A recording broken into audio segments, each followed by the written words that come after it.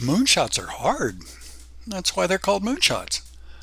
Creating media for a nonprofit organization is a daunting task, more daunting than most of the high school students who sign up for BexarFest realize. Olivia Comas Wood has been there. Now in her second year of her Master's of Fine Arts program at Florida State University, she says once you get there, that walk on the moon is well worth the trip.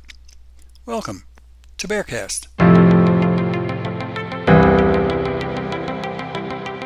I'm Randy Langford, and this is BexarCast, a weekly interview with business, political, education, and nonprofit leaders.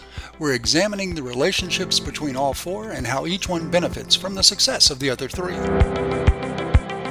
Olivia Comas Wood loves bad monster movies and cinematography with lots of color. She's an anthropologist by trade, and when she's not people watching, she's using that knowledge to become a more effective producing specialist at Florida State. She wants to make queer Latinx films because what's the world without a little more homo? Delightful. Olivia, thanks for joining me. I appreciate you making some time for me. Good to see you. How are you? Thank you so much for having me. I'm doing fine. It's good to see you. It's Yeah, it's been a honestly, while. It's been a minute. it's been a minute. It's been a Yeah. hot minute. So COVID has kind of overturned the world of media production. What are you working on right now? Are you able to work? So actually, right now, so I'm in Florida because I go to Florida State University. I'm in Tallahassee specifically. I'm in their master's program. Right now, this summer actually kind of affected us because normally in the summer, the MFA ones, the first years, although now I'm in second year, we spend the summer doing what's called D2s, which is where we spend the entire summer filming short films. It's a 2-day process, 12 hours a day. We do 24 films. And unfortunately, that got derailed. So what happened instead was there were a lot of us that were in town. They gave us, we have an equipment package for the BFA students who do documentaries. Right. And so they gave us those packages. The BFAs were done. We did not steal equipment. And then they actually shipped it to those of us who were out of town. So I was in Texas over the summer. And so they sent me like 300 pounds of equipment. Oh my And we gosh. had to adapt our scripts and a lot of us had to act as like a one-man crew. And we're shooting and editing these films and we're working digitally. So I am very acutely aware by personal experience of all the things that are happening. And right now we're working on our thesis films, which are supposed to shoot in the spring. So I'm actually a producing specialist. So I'll be producing 3 films, including my own, which I'm writing the script for. It's only about halfway done, but it's a work in progress. Wow. You mentioned that you're in school, so I kind of want to go down that road a little bit. Um, a lot of people can relate to what you're going through right now, that you're in school but you're kind of not, and one day it's these guidelines and the next day it's different guidelines. And in the world of COVID-19 that we're all living in now, the question is, how do I get my education? And then immediately following that is, how do I use my education? So you tell me, what's your plan? So our film school is trying to adhere as closely as possible to industry standard guidelines in terms of COVID. Almost everyone in my class right now is actually, going to get tested and things. We have onset protocols, which require that, for example, instead of everyone working at the same time, you now have to work concurrently. So, the grip is going to go and set up all of the stands and all of the rigging that they Wow. need. Then they're going to wipe everything down, and then the gaffer's going to step in, and then the best electric is going to step in. We have like zone protocols. So zone A, which is where the actors are, it's basically what operates like a closed set. We have only the necessary personnel there, like the DP, the director, because our DPs operate their camera ops and probably the first AC and the sound guy, and that's Uh-huh. about it.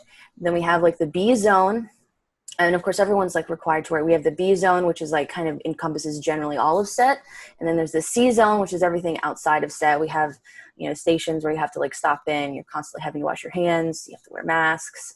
It's a whole thing. We've had 2 or 3 different school meetings, all school meetings, and then class meetings to really go in depth and to kind of discuss and make sure that we're being as safe as humanly possible. Like you can't even. I'm actually a TA. We teach the below the line classes, which teaches students about all of the gear that they're going to use, stands, lights, rigging, knots, how to operate the generator truck, how to operate the grip truck. Wow. And we can't even let students like drink water inside. We're right next to a dock so they can go outside, but they have to like go outside to be able to take their mask off and drink water, which is Okay. very important because we want to make sure that they stay hydrated, but we're really kind of strict about everything. So So, the bubble is it's like an iron bubble. we're trying, like you obviously can't stop everything. But we do try. Right, right.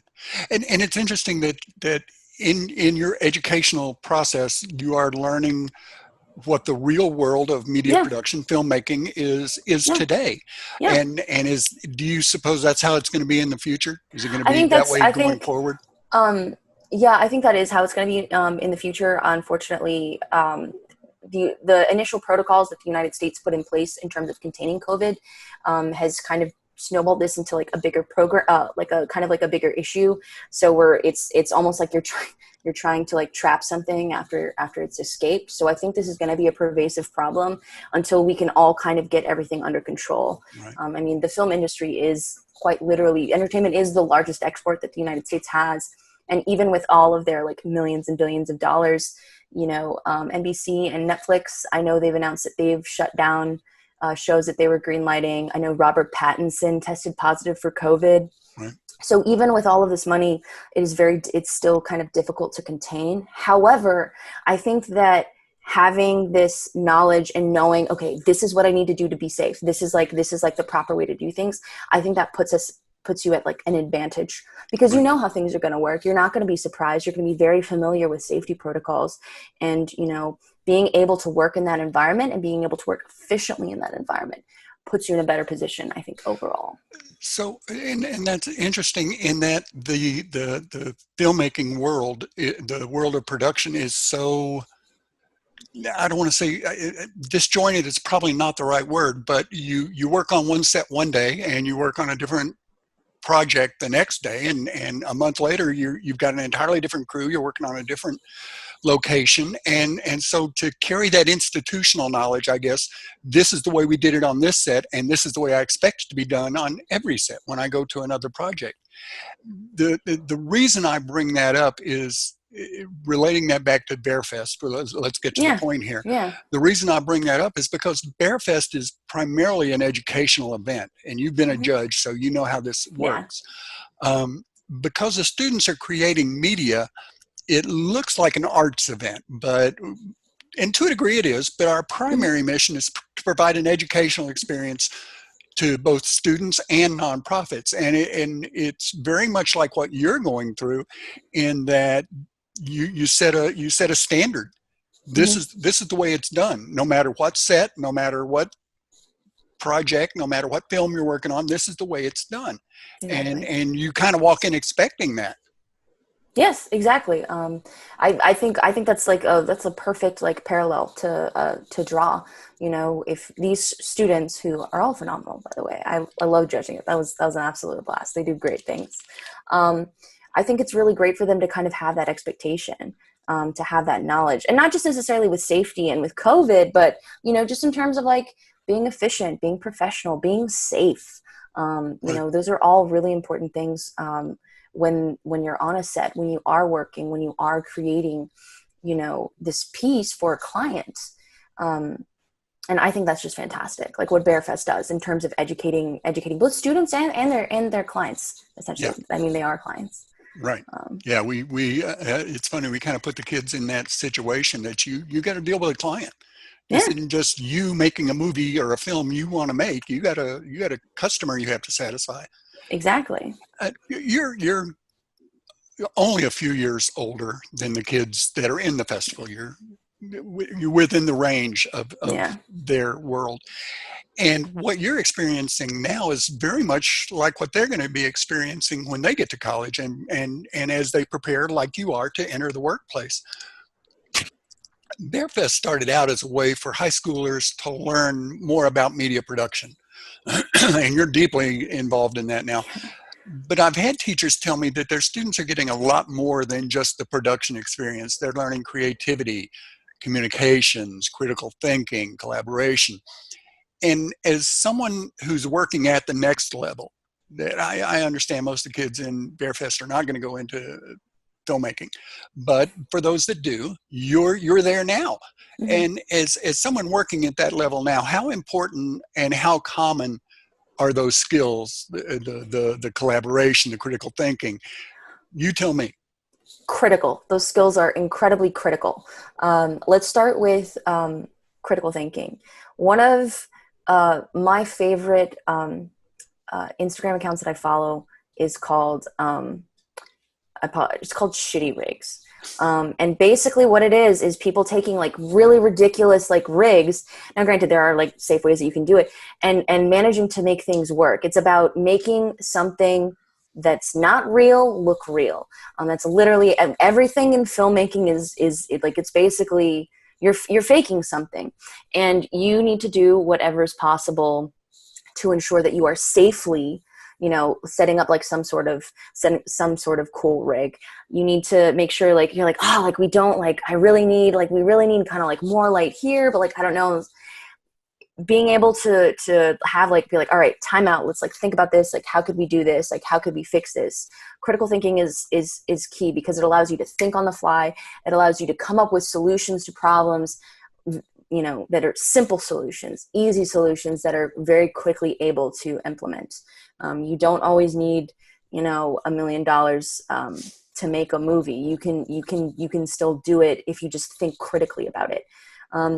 It's also just generally a really good problem-solving skill set to have, both in your personal and your professional life. Right. Do you see a lot of that in your world? Oh yeah, for People sure, for sure. exhibit it? The number of times that we've been on set, and it's like, oh, like we only have like 5 minutes, but we have 30 minutes before we have to like stop production. How can we get 5 shots off? And when you're moving like a giant like red camera, it's like, okay, well, how do we do this? You fake it. You figure out the shortcuts that you can take. Again, not compromising safety, in order to get what you need, to simplify things, to make things, easier on yourself. Like there's no need to complicate situations. It's pretty complicated anyway. It's already complicated. Yeah, exactly. Right. In terms of teamwork and collaboration, those are so important. That's actually, FSU has these tenets of professionalism, and collaboration is like one of the super huge ones. And you just have to collaborate, both, even if you don't go to FSU, if you want to work on a crew, if you want to work on a set, if you want to work in the workforce, you're going to have to collaborate with people. Right. Film in particular, you have so many different jobs and so many different people on set that if you're not communicating with each other, things can fall apart. If no one talks to each other on set, literally nothing gets done. Right. It will turn into a trash fire. Right. And nobody likes a trash fire. And chaos ensues. Chaos ensues. Pretty quickly. So quickly. You mentioned the quality of the work that the students in BexarFest do. One of the comments I get from the nonprofits most often is they're expecting paper costumes, cardboard trees, a high school production. They expect high school kids to do high school work. They're surprised not just at the quality of the production, but the storytelling. They don't expect teenagers to be able to tell their stories, and it's you're too close to the forest to see the trees. Mm-hmm. I know my nonprofit inside out, and I know all the warts and all, and I don't expect teenagers to be able to assimilate that and tell that. Going back to your experience as a judge at BexarFest last year, you got to take a critical look, not just a passive view, but you took a critical look at what the students produced. And as someone who is at the next level, who is well on the way to being a professional filmmaker, I'd like to hear your thoughts on the work that the kids do and how students can prepare to become a professional, to take that next step. Is it only film school? It's not only film school. You can get, anyone can, you can you can work your way up. You can become a PA on set. You don't need a film school education to do that. But and PA is a production assistant. PA is a production assistant. There's multiple departments where you can be a production assistant. However, going back to your question of the kids and how surprised the clients are that the kids are able to do this, I think what it boils down to is that both teenagers and children can see very clearly what the truth is. There's a phrase: the only people that tell the truth are drunk people and children. I think we can also include teenagers in that. They're brutally honest. And the thing about filmmaking is, the thing about making a story is that you need to understand what the core of it. You need to understand, okay, this is what I want the audience to take away. This is the most important piece. And the thing about, the BexarFest high school students the students that you have, is they're very easily able to see that. They're like, all right, the most important thing that I want people to take away from this is X, Y, or Z. There was one, I can't remember what school they were from, but they did a really good one. And it was two kids, both girls, they were friends, and they went off to their separate houses, and the experience in each house was just very different. I mean, they changed the color. They like desaturated the one where, there were more issues. And that kind of cuts to the point really quickly. It's like, just because these two people have friends, they go to the same school, that doesn't mean they don't lead different lives. It doesn't mean they don't have different experiences. And that cuts to the quick immediately. Right.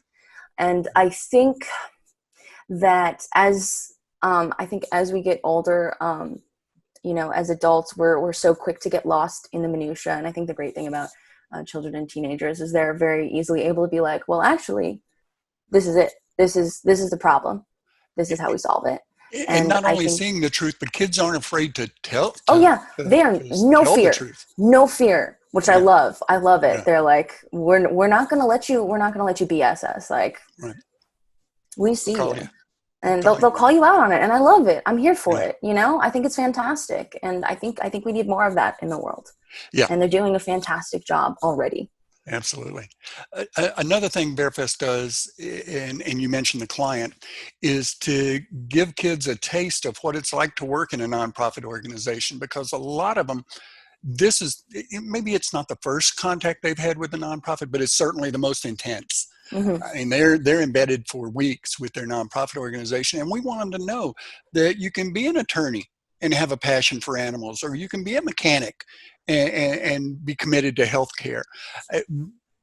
We immerse the students in that culture, and I call it a culture of caring, where they see adults committed not just to a job, but to a cause. And it seems to me that would resonate with a storyteller like you. When you're framing a story, what elements do you look for? How important is an organization's culture to telling a compelling story? I mean, it's easy to go ABC 1, 2, 3. Here's the facts, but just underneath that is here's why.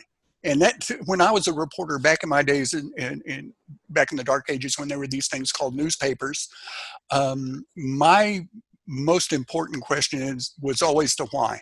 We'll do the who, what, when, where, and all of that, but why? Why do you do that? And you tell me, how important is that? Well, I think you answered your own question. The why. That's it. The culture. Everything that's happening behind the scenes. Everything that's happening, behind what you immediately see. That's the most important part. I think one of my classmates actually said this. When you look at a script, it's black and white, and it's not the black lines that are interesting. It's the white page, because it's the things that you don't see. It's the things that go unsaid. It's like the little tiny moments where two people are like looking at each other and there's some sort of emotion, passing through them. The same goes for nonprofits. I think one of the most interesting things to me is when the students will sit people down and we'll talk to them. And some of them are really fantastic and really good at very gently, kind of not necessarily coaxing, but kind of pulling, the stories out of people, of being like, why are you doing this? Why are you here? What is the reasoning why? And I think that's very innately human, is we want to know why. I think a cause could be the most, worthy cause in the world, but attaching a why to it makes it so infinitely stronger, because it allows a human connection. And I think that's what storytelling is all about. You want that connection. You want to be able to like grasp it and say, oh, this is me. Like I get this. I can relate to this. Right. And that's what storytelling is all about, is being able to relate to people. So you need the why. Instead of just knowing the facts. Yes, you need the why. It's easy enough to know the facts. Yeah, you need the why, and you need the human element. You need to know, this. You need to be able to empathize. For me to care, I need to know why. Yes, Why you precisely. do what you do is going to make me much more empathetic to your cause than just knowing Precisely. facts. Precisely. You know?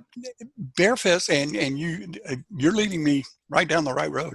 You mentioned the zones on a set where, you know, these people are allowed here, and then the next ring and the next ring out, and that kind of emphasizes the point that filmmaking is a team sport. Yes. Nobody makes a film by themselves, Correct. and so BexarFest is a team event. Hmm. You don't enter as an individual. You are part of a team, because nobody can do it on their own, and certainly nobody can bring all the elements of BexarFest on their own. The filmmaking, the still photography, the graphic design, the music. You're going to need to work with other people, and we want to put students in that collaborative situation where they have to trust each other, and you mentioned Yes. that as well, and they have to live up to their commitments, and the commitment to the client, but to each other. You have people relying on you, and that you have some experience with that, and you've probably seen good and bad. Yes. And where does that experience put these students that are just starting out? They haven't even made it to college yet. Where does that put them on the hireability scale? I think that certainly puts them at an advantage. Um, Being able, because one of the things you said was about you have not only your client relying on you, but your team. And your team is incredibly important. You can't let them down. I mean, obviously, if say for a family member's sake, like obviously that's understandable, but you can't flake. Um, Hmm. and I think the ability to work with a team, to work through things, to be able to work on a team, if you're even if a member of the team is behaving in a manner that is unprofessional or is flaking, I think that puts them at an advantage, because they can go to an employer and say, like, listen, these are the experiences that I had that I've had. I know how to work on a team. I know how to work with a good team. I know how to work with a team that's not as good. um, I think that really puts them that puts them at an advantage, because everybody can, one of the one of the things that all of us in my cohort will talk about is we'll be like, oh yeah, this set was great, and we're like, yeah, we had this and this, like it was our ATL above the line. So for us it's director, DP, production designer, first assistant director, and somebody else that I'm forgetting. I can't remember the producer. They were really great, and that trickles down. But if there's conflict on set, everybody feels it. Everybody's like, I don't want to be here. I don't like this. Does that come Um, through on the story? I think sometimes it can come through on the story. If not everybody is, I don't want to say feeling the vibe, but if you're having, an uncomfortable time on set, it can cause problems, not just behind the scenes, but it can cause problems for the film itself in Right. terms of like visually. Um, and it's not something that you really want. So I think it's really important to kind of maintain like a culture, like, okay, Right. we're having issues, let's stop, let's talk about it real quick, let's work it out. But being able to work on sets like that, being able to get through an incredibly difficult group, even with your team, for BexarFest, say like your team that year just did not gel well, Right. in terms of, I don't know, personalities, in terms of of commitment, that sort of thing. The next year that you do it, you're gonna be like, all right, I know what went wrong last time, so these are the ways that I can fix it. And Right. I'm of the belief that if you worked on a set, or you had a group that just like completely imploded, your next set is going to be that much better, because you're Right. like, I don't want this to happen again. I hated experiencing this. This is how I can fix it. This is how I can go about and better myself. And I think that's really appealing to, employers, being able to kind of work through that adversity and then come out of it, not Yeah. only, alive, but better at your Enthusiastic. Yeah. job, in being enthusiastic about, like, what? I don't want to experience that. I don't want anyone else to experience that. Like, let's do this. Let's try this. This didn't work for us. What if we tried this? And it's kind of that willingness to like pick yourself up and, keep on trucking. I think that will make a person incredibly appealing to an employer.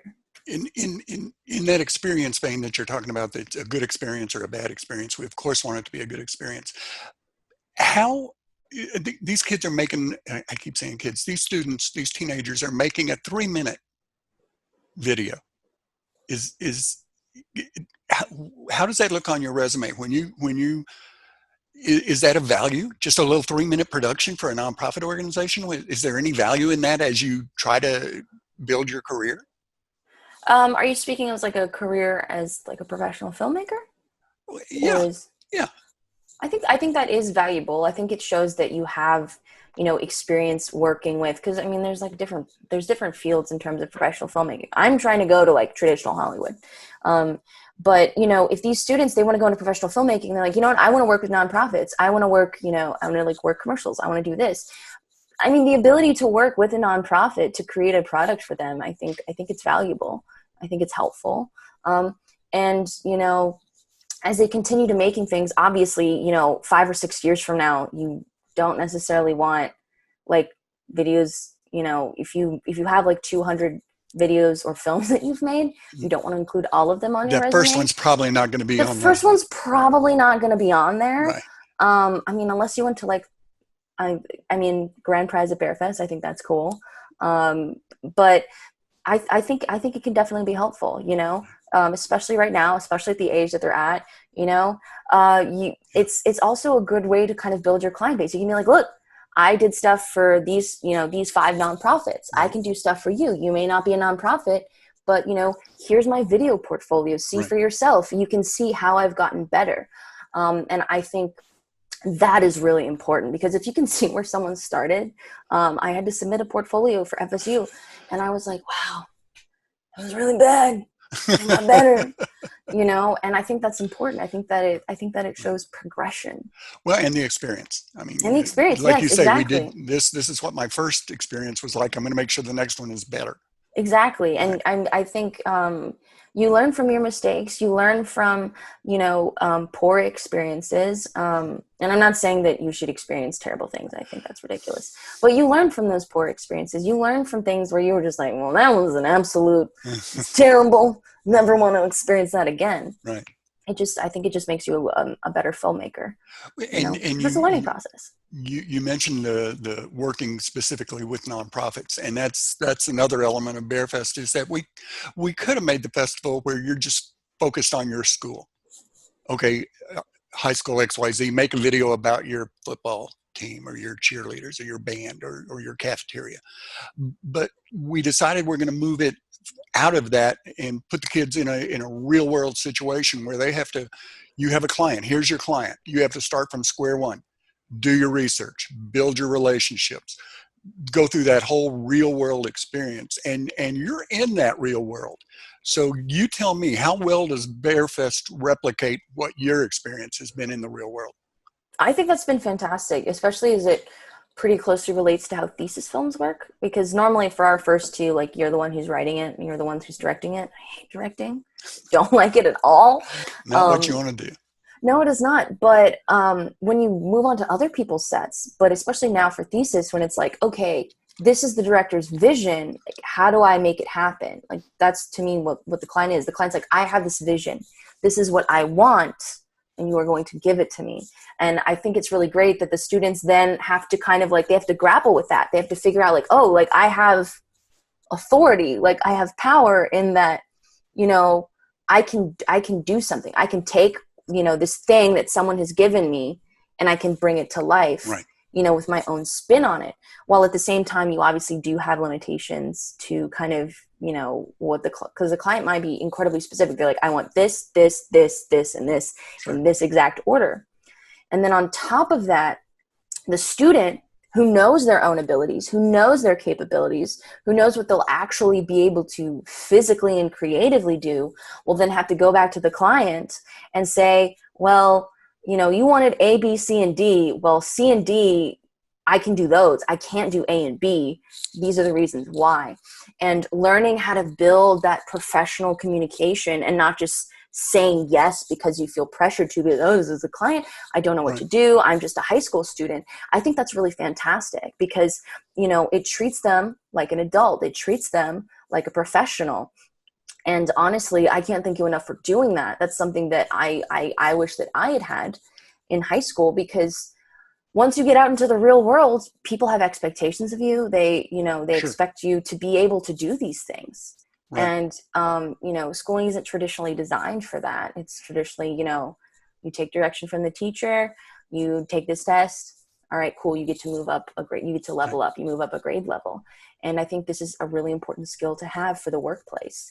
Well, and Because, again, you're going right into the area that is of interest to me. The reason we do BexarFest, for a lot of these kids, you make the very real point that it's always been student, teacher, child, parent. I answer to you, mm-hmm, and we put them in this position where it's peer to peer.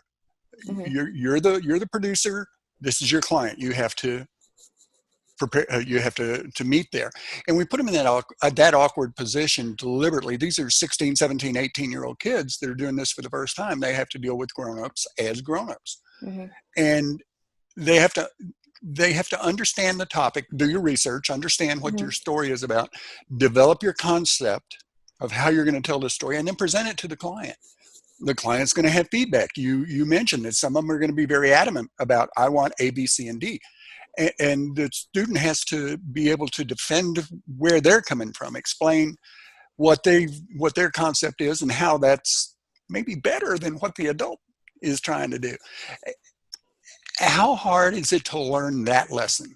Uh, to be able to absorb feedback and collaborate, and not just with your team, but with your client. You have to be able to take that feedback and not take it personally. You're not judging me. You just don't like this idea. How important is that lesson? I think it's an incredibly important lesson to learn. I think it can be an incredibly difficult lesson to learn. Having personally kind of gone through something like that, I got hired to make a video series for a gentleman, and like you have to sit down and have a discussion. If it's interview based, like for him, I had to be like, okay, well, you should like maybe wear kind of like these types of colors, they'll show up better, we're going to film it here, this is how we're going to do it, etc., etc., etc. That's pretty simple. But you have to deal with feedback. You have to deal with like, well, can you like maybe do this, can like we maybe talk about this. I actually want to have like, it's really important. It can be really difficult. It can be Yeah. really painful sometimes, because it does occasionally feel like a personal rejection of you, but it's not. Like I said before, I think it's important. I think it can be difficult, but overall it's worth it. It's something that you want to have. It's a tool that you want to be armed with when and you and go off into the world. and not just in filmmaking.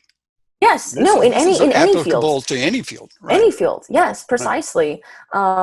Literally any field that you go in. I mean, you have to learn to take feedback. You have to learn to take criticism, hopefully constructive criticism. Right. Um, Yeah. but it's just part of the process. It's Right. part of life. It's going to be part of your work life, and the sooner you learn it, the more beneficial it is going to be for Right. you. And then there's the payoff at the end, at the premiere. Yeah, We make a big deal about the premiere every spring, and you've been there. yeah, it's awesome. Students get treated like celebrities. They get to see their production on a big screen at the Tobin Theater, which is like the showcase of San Antonio. So big. I know. And It's they walk awesome. in thinking, oh, this is just another premiere, and suddenly they grasp the enormity of the evening. There's 1,000 people in the audience, and I've heard students, this surprised me. This wasn't what I was expecting. They appreciate being taken seriously. That premiere, the effort that goes into showcasing their work, proves to them that we take them seriously. What you're doing is important. And from a talent development point of view, and I don't know why I would ask you this, but I'm going to anyway, giving teams an enormous task like that, because I don't think they understand the enormity of it when they first sign up and say, oh yeah, this will be fun. Then you realize, what have I gotten myself into? Giving them that task and then celebrating with them when they accomplish it. What kind of expectations does that set for the real world? Can they expect that to happen in the real world? I think what they can expect to happen is that they're going to be taken seriously, because they will be adults. They will have responsibilities. I don't necessarily think that all of their accomplishments are going to be celebrated by taking them to the Tobin with an audience of 1,000 people. But what it does set for them is not only expectations for themselves, because they'll know, I can take on a project that, feels a little overwhelming, and I can come out of it with an incredible product on the end of it. You know, I can come out of it, you know, being like, I made this thing. I took this ridiculous product. Here's this thing that I made. Here you go. That I takes a think lot of guts. it takes a lot of guts, and it is incredibly stressful. I keep thinking back to like me in high school and taking on a project of that enormity. And, you know, I think it's incredibly important that you're giving them, you're acknowledging what they're doing. You're acknowledging the work that they've put in, and you're taking them seriously. And I think this is incredibly important, not just necessarily for, you know, going off into the world and, you know, doing whatever they plan on doing, but I think too often in high school, especially, but in general, children and teenagers, you don't get assigned acknowledgement or like a level of like importance, in terms of like, oh, like, yeah, like they're just teenagers, they're just kids, they're just whatever. You don't have any expectations of them. And being acknowledged for not only meeting these incredible expectations, because I think BexarFest in and of itself creates these really beautiful things every year. So there's kind of this expectation of excellence. Yeah. I think that's fantastic, because, you know, it gives the kids, they're teenagers, like a sense of self. It's like, I can do this. Like I have a sense of, like, they have a sense of accomplishment. They have a source of pride. And you know what? People are celebrating them. People are acknowledging the fact that they've put in hard work. They've put in a lot of effort, and they don't normally get that from any of their education, Right. you know? No shade on teachers. Not the kiddie applause. Yeah, no, it's not just like, oh, You did so congratulations. Oh, good. here's your participation Yeah, we ribbon. don't give out any participation No, awards. None. these kids are like, You earned yeah, exactly. You earned it. That's, you know, that's the thing. You've Yeah, acknowledged that they've put in hard work. it's interesting that when I mentioned when the kids walk into the theater, they try to be cool. You know, it's just another premiere. I do this every day, and then they get a little gobsmacked by the Yeah. enormity of it all and the grandeur of it all. And their parents come in with the expectations, like the nonprofit. Oh, it's going to be a high school production. It's going to be Mickey Mouse, and the parents walk out with a whole new understanding of their own children. That I think that's look what incredibly my kid important. did. That is Look, it's you know, incredibly important. I'm sorry to interrupt you, but yeah, I think so often, parents are basing all of their high school experiences obviously off of their own. And yeah, again, if everyone's just like, oh, it's just teenagers, they're gonna do whatever, you know, they're not adults yet. Well, I mean, they are. They're like mini adults. They're, you know, they're they're working their way up there. right on the cusp. They haven't leveled up, you know, quite yet, but they're on the cusp. They're Right. there. You know, I think people often forget they're teenagers. They're highly intelligent. They're highly observant. They know what's going on in the world. And I think too often we forget that because, you know, we're like, oh, they're in school. Like it's whatever. They're Mm-hmm. just teenagers. And It's I not think, teenage drama. no. Yeah. And I think, you know, it also really kind of connects parents to their children, because they're like, oh my God, like this is really cool. That understanding is really important, especially as a teenager, because, you know, you're like, well, one of my things as a teenager was like, my parents don't understand me. They don't understand like what I'm talking about. And I think having that really incredible premiere, being at the Tobin Center is like, oh, I understand what my kid has been talking about. I understand why this is important to them. I understand why this is just generally important. Right. And I think that's a really fantastic thing about BexarFest. Well, thank you. Thank you. Yeah. We're pretty proud of it. It I would seems to be. be, it seems to be working out.